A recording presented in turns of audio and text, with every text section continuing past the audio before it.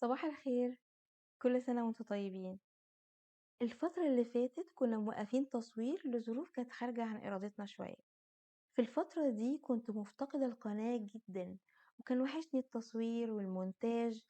عشان كده راجعين بشكل جديد، ومجهزين أفكار جديدة لوصفات سهلة وسريعة ومناسبة للمبتدئين كمان. وإن شاء الله هنحاول دايما نوفر لكم البدايل للمكونات، يعني مفيش وصفة هتقف معانا عند مكون معين. مش هطول عليكم، بس قبل ما نبدأ وصفة النهاردة عايزة أقول شكرا لكل واحد وواحدة مشترك معايا في القناة. شكرا لكل تعليق راقي كتبتهولي، وإن شاء الله تبقى بداية جديدة لسنة جديدة. الجو الفترة دي برد جدا، فحبيت أقدم لكم حاجة تكون سهلة وسريعة وتدفي في نفس الوقت. البطاطا. وبما إن البطاطا من الأكلات المرتبطة بفصل الشتاء، رغم إنها متوفرة طول فصول السنة، هنعمل مع بعض صينية بطاطا بطريقة سهلة وبشكل مختلف. بطاطا بالمارشميلو. معايا 2 كيلو بطاطا منقوعين نص ساعة في المية عشان تتغسل بسهولة، وبظهر سكينة أو بليفة مخصوصة للخضار ننضفها كويس وننشفها.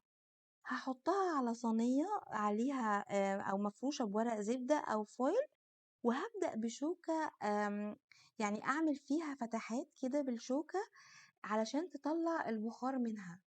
هدخلها الفرن يكون سخن على درجة حرارة 190 لمدة 45 دقيقة أو لحد ما تستوي. وهي في الفرن هجهز المكسرات، أي نوع مكسرات موجود عندك بأي كمية. ولو مش حابين مكسرات خالص ممكن نعدي الخطوة دي، مفيش مشكلة، هتبقى حلوة برضو. هقسم الكمية الموجودة على نصين، نص هجروشه قوي هيكون في البطاطا نفسها، والنص التاني هسيبه سليم هستخدمه على سطح البطاطا من فوق. هجهز المكونات بتاعتي لحد البطاطا ما تبرد. معلقة صغيرة ملح، معلقة صغيرة قرفة، كوباية زبيب ممكن نستغنى عنه واستبدله بكوباية سكر، ربع كوباية زبدة سايحة. الزبدة تكون مش مملحة، لو مملحة هستغنى عن معلقة الملح.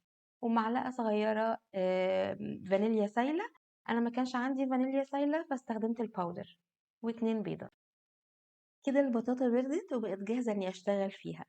هجيب بولة وأبدأ أقشر البطاطا وهرسها بالشوكة كويس. ودلوقتي هبدأ أضيف المكونات: البيض، الفانيليا، ولو سايلة هتبقى أحلى طبعا، القرفة، الملح، كوباية زبيب، لو مش موجود ممكن جوز هند، والمكسرات المجروشة. وآخر حاجة هضيفها هي الزبدة. أقلب المكونات كلها لحد ما يمتزجوا مع بعض.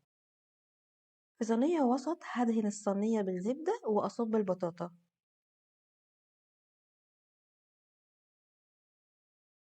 بالسباتولا هبدأ أساوي سطح البطاطا، وبعدين هعمل الطبقة الكريسبي الخطيرة دي. نص كوباية سكر بني، ربع كوباية دقيق، معلقتين كبار زبدة تكون طرية مش سايحة. نفركهم مع بعض بصابعنا لحد ما تبقى عاملة زي العجينة. هنا هقسم الصينية نصين، هضيف في النص الأول المارشميلو، والنص التاني هرش عليه قطع من مزيج السكر والزبدة. بعد كده هضيف المكسرات. الناس اللي بتحب طعم البونبوني اللي بيبقى بالكراميل والزبدة ده هتحب الطبقة دي جدا. السكر لما بيدخل الفرن وبيتكرمل بيبقى طعمه خطير بجد. هدخلها الفرن تاني لمدة ربع ساعة لحد ما المارشميلو يدينا اللون الذهبي، السكر البني يتكرمل والمكسرات تتحمص. جربوها وإن شاء الله تعجبكم. احنا دايما بنزهق او بنحب نغير، يعني البطاطا دايما بناكلها يا اما مشوية مسلوقة او بالبشاميل، فالمكونات اللي في الوصفة دي مديالها طعم مختلف شوية. السكر البني والزبدة، القرفة، مع شوية مكسرات، مدين لها طعم جديد ومختلف عن أي وصفة بطاطا جربناها قبل كده. ودي كانت وصفتنا النهاردة، يا رب تكون عجبتكم. ولو أول مرة تشوفوا قناتي ياريت تشتركوا في القناة وتضغطوا لايك وشير. كنت معاكم رندا، واشوفكم قريب إن شاء الله في فيديو جديد لوصفة جديدة.